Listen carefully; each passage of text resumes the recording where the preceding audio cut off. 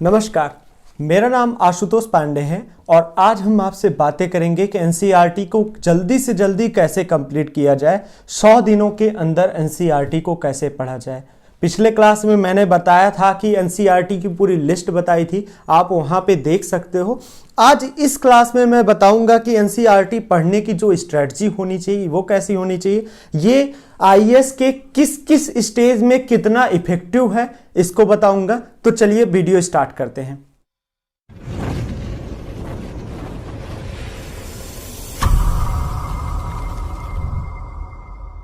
Hey guys, video को शुरू करने से पहले मैं आपको एक छोटी सी इन्फॉर्मेशन देना चाहूँगा। जैसे कि आप जानते हैं यूपीएससी के प्रीलिम्स एग्जामिनेशन में सिर्फ 6 महीने शेष हैं। अगर आपकी प्रिपरेशन अभी कंप्लीट होनी है देन आप अनअकैडमी के अल्टीमेट जीएस बैच कोर्सेज को ज्वाइन कर सकते हैं।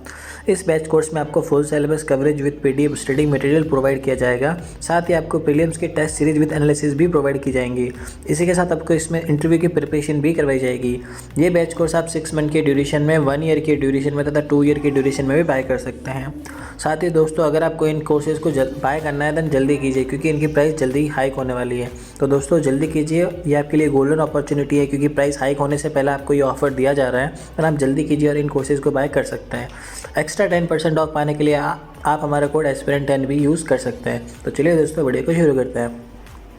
सबसे पहले हम देखते हैं यूपीएससी में आखिर एनसीईआरटी की बुक ही पढ़ने के लिए क्यों कहा जाता है, क्यों टॉपर्स कहते हैं कि एनसीईआरटी पढ़ी जाए, इसको देखते हैं। तो एनसीईआरटी का जो फुल फॉर्म होता है national council of educational research and training centre होता है। इसका फुल फॉर्म ये पूरे देश को, पूरे ऑल ओवर इंडिया को एक तरीके से व्यक्त करता है। नेशनलिज्म, राष्ट्रवाद को व्यक्त कर रहा है, एक पूरे इंडिया को एक में पिरो रहा है। चाहे वो कश्मीर में हो, चाहे वो कन्याकुमारी में हो, चाहे वो अरुणाचल प्रदेश में बैठा हो, चाहे गुजरात या राजस्थान में बैठा हो, कोई भी आदमी को एक सिलेबस को पढ़ाने के लिए आपको कह रहा है। साथ ही इंडिया के बेस्ट जो टीचर्स हैं उनकी काउंसिल द्वारा यह लिखा गया है। और तो और इसका जो लेवल है वो 6 से लेकर 12th में एकदम बेसिक लेवल है। तो इसकी बात हो गई। अब बात आती है कि पहले एनसीईआरटी 100 दिन में कैसे कंप्लीट किया जाए। इसके पहले मैं ये जानना चाहूंगा कि आप कोचिंग स्टार्ट कर रहे हैं या नहीं किए हैं, क्योंकि कोचिंग अगर आप कर रहे हो तो इससे आपका जो स्ट्रेटजी है वो बदल जाएगी। कोचिंग कर रहे हो तो आपके दिन के 5 घंटे, अप्रॉक्स 3 घंटे की क्लास होती है, 3 घंटे और मैं उसको टोटल मिला के 5 घंटे बोल रहा हूं, अप्रॉक्स 5 घंटे आपके कोचिंग में जाएंगे। अगर आप कोचिंग नहीं कर रहे हो, सेल्फ स्टडी कर रहे हो, तो आपके 5 घंटे बचने वाले हैं। हालांकि वहां पे आपकी चीजों को शार्ट करेगा, बहुत समय वो चीजों को न्यूट्रलाइज करते हैं कोचिंग वाले, वो अलग बात है, लेकिन मैं उसकी बात करूंगा। अगर आप मान लीजिए कोचिंग नहीं कर रहे हो, आप बीएससी फर्स्ट ईयर के हो, आप बीएससी फर्स्ट ईयर के या बीए फर्स्ट ईयर के हो, या आपने अभी अभी सोचा है 12th पास आउट के बाद आप सोच रहे हो कि मैं आईएएस की तैयारी करूंगा, तो आपका तरीका क्या होना चाहिए एनसीईआरटी का।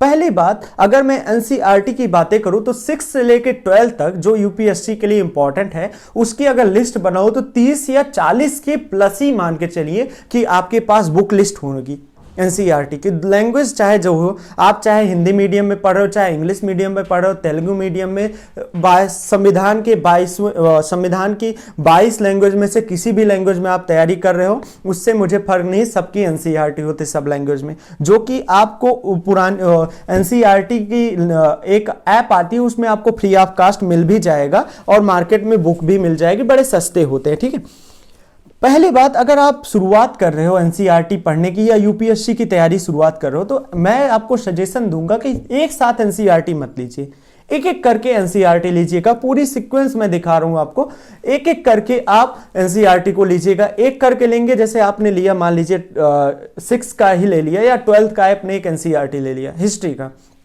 आपके पास एक बुक रहेगी, जब तक आप उसको कंप्लीट नहीं कर रहे हो दूसरा मत लीजिए, मैं प्रेफर करूंगा। तो इससे क्या होगा ना कि आप एक एक बुक को पढ़ लोगे। पढ़ने का जो तरीका होना चाहिए वो कैसे होना चाहिए, बुक मैं कह रहा हूं 6 से लेकर 12 तक यूपीएससी के लिए इंपॉर्टेंट है। फिर सवाल आता है कि 6 से लेकर 12 तक किस तरीके से पढ़ा जाए।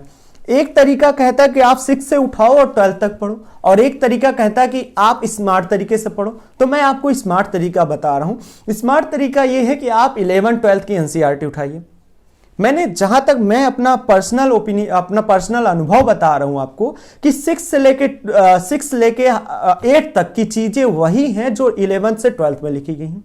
11 12 की आप बुक उठाओ, जैसे मैं उदाहरण के लिए एक आधुनिक भारत बिपिन चंद्रा की लेता हूं।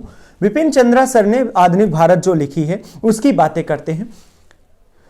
उसमें आप एनसीईआरटी पढ़ोगे, किस तरीके से राष्ट्रवाद उदय हुआ, किस तरीके से 1857 की क्रांति हुई, इन सब बातों को पढ़ोगे। और अगर आप 6 से लेके 8 तक पढ़ रहे हो तो भी वही चीजें ही मिलने वाली।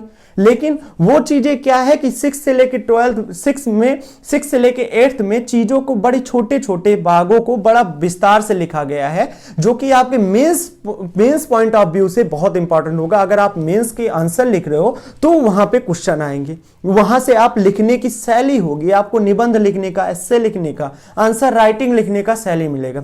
कई लोग ये सोचते हैं कि जो एनसीईआरटी है वो मेंस में आती ही नहीं, लेकिन मैं आपके पास अगर ये बुक है तो ले लीजिए भाई साहब। इस बुक में आप ढूंढ लीजिएगा, आपको एक एक लाइन एनसीईआरटी से ही मिलेगा। मेंस का है ये, मेंस का ऑप्शन, मेंस का क्वेश्चन पेपर, इसमें आपको एनसीईआरटी के एक एक लाइन से क्वेश्चन बनते हुए दिखेंगे। साथ ही अगर आप ज्योग्राफी में बात करो, 11th की एक ज्योग्राफी है, पीटी के पॉइंट ऑफ व्यू से बता रहा हूं, 11th की ज्योग्राफी है भारत का भौतिक पर्यावरण। उसको आप एक बार पढ़ लो। अगर उसको पढ़ लो और पीटी का क्वेश्चन पेपर उठा लो ज्योग्राफी का, अगर एक एक लाइन ना मिल जाए तो कहना कि मैं कौन हूं। ठीक है, एक एक लाइन आपको मिलने वाली एनसीईआरटी की। अगर आप यूपीएससी की तैयारी करो, अगर एनसीईआरटी नहीं पढ़ो तो समझ लो कुछ नहीं पढ़ रहे हो। एनसीईआरटी ही आपका बेसिक होना चाहिए, बेसिक भी होना चाहिए और टेक्स्ट बुक भी होना चाहिए। मैं ये नहीं बोल रहा हूं, चाहे आप किसी भी कोचिंग का, चाहे विकास दिव्य कीर्ति सर का आप लेक्चर सुन लीजिए, उन्होंने भी बोला यही चीज। आप किसी टॉपर्स का, किसी भी ईयर के किसी भी टॉपर्स का आप सुन लीजिए, उन्होंने भी बोला है। कई टॉपर्स है, टीना डाबी ने बोला है। पूरी सीरीज है, उसको मैं बताना उचित नहीं समझता, पूरी सीरीज ने यही बता रखा है कि एनसीईआरटी को मैंने टेक्स्ट बुक रखा है, एनसीईआरटी को मैंने टेक्स्ट बुक रखा है, एनसीईआरटी को मैंने टेक्स्ट बुक रखा पीटी और मेंस के लिए। अब सवाल आता है कि नोट्स कैसे बनाएं। एनसीईआरटी को पढ़ने को मैंने बता दिया कि 11 12 की आप ले लीजिए एनसीईआरटी, आपको डिस्क्रिप्शन में लिंक भी मिल जाएगा कैसे आपको एनसीईआरटी खरीदना है। और तो और आप एनसीईआरटी ऐप डाउनलोड करो, उसमें से आपको फ्री ऑफ कॉस्ट डाउनलोड कर लो, किसी से पूछने की जरूरत ही नहीं है। चलिए आगे बात करते हैं, नोट्स कैसे बनाया जाए और कैसे हाईलाइट करें। मैं कह रहा हूं कि आपको नोट्स बनाने की बहुत जरूरत नहीं होनी चाहिए। आपने किसी एनसीईआरटी को लिया, मैं आपको एक पेज दिखा रहा हूं अपने फंडामेंटल राइट्स का, आपको उसमें से इंपॉर्टेंट पॉइंट को या तो पेन से लेके लाइन अंडरलाइन कर लीजिए, या तो आप उसको किसी मार्कर से, जैसे ये रहा, इससे आप हाईलाइट कर सकते हो, या किसी पेन से, नॉर्मली पेन से आप अंडरलाइन कर दो। दोनों चीज कर सकते हो, ये कर सकते हो। लेकिन हाँ, ये मत करना कि भैया शुरू किए, पहले अक्षर से आपने शुरू किया कि बोला आशुतोष सर ने बताया है मैं तो अंडरलाइन करूंगा, इसका मतलब पहले अक्षर से लेके अंतिम अक्षर तक पूरा एकदम। नहीं भैया, ऐसा मत करना। इंपॉर्टेंट चीज करनी है, इंपॉर्टेंट चीज नहीं मिल रहा है तो एक वीडियो मैंने बनाया एनसीईआरटी को कैसे पढ़े, उसको भी देख लीजिएगा, लिंक डिस्क्रिप्शन में मिल जाएगा आपको। ठीक है, आपको इंपॉर्टेंट चीजों को अंडरलाइन करना है। अब सवाल ये आता है, मैं देख रहा हूं, पर्सनली देख रहा हूं कि आपके बहुत सारे कमेंट आते हैं कि सर नोट्स कैसे बनाएं एनसीईआरटी का, या अपने नोट्स जो बनाए हैं वो मुझे दे दीजिए। तो सवाल का आंसर ये है कि जो आपने हाईलाइट किया है एनसीईआरटी में, जो आपने हाईलाइट किया है उसी को आप एक दिन जब भी टाइम लगे आप लिख लीजिएगा।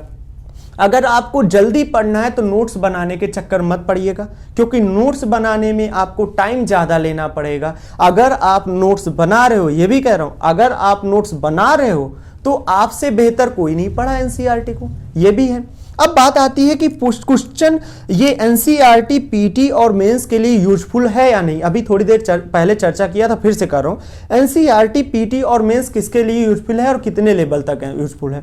जैसा कि मैंने कहा, ज्योग्राफी आप एक उठा लीजिए, आपको मिल जाएगा कि किस प्रकार ज्योग्राफी के क्वेश्चन, भूगोल के क्वेश्चन सीधे सीधे एनसीईआरटी से पूछे गए हैं, लाइन बाय लाइन। ये लाइन लिखा है, उसी लाइन को पूछ लिया है, सीधे आंसर आ गया है। या एक लाइन लिखा है, दूसरी लाइन के लिए क्वेश्चन बन गया है 2 मार्क्स का पीटी में। बहुत सारे 24 इयर्स का पेपर है, मेरे पास पूरा सैंपल है, कभी वीडियो बनाने का होगा। इस पेपर में मैं एनसीईआरटी के अलावा कोई भी ज्योग्राफी के लिए फॉलो नहीं करने कहता हूं। बेसिकली बेसिकली आपको कॉन्सेप्ट नहीं समझ में आया अगर एनसीईआरटी का, तो आप बुक ले लीजिए। बुक में कौन कौन सी आपको बहुत पढ़ने का मन है ज्योग्राफी, तो वैसे नॉर्मली आप ले लीजिए, खुल्लर को ले लीजिए, खुल्लर ले लीजिए, माजिद हुसैन की सारी बुक ले लीजिए, आपको एकदम कंप्लीटली जीएस कंप्लीट कर देगा। लेकिन अगर आपका ऑप्शनल है तो ये सारी बुक जो मैंने ऑप्शनल का बता भी चुका हूं, वो वीडियो लिंक मिल जाएगा आपको, वो देखना पड़ेगा।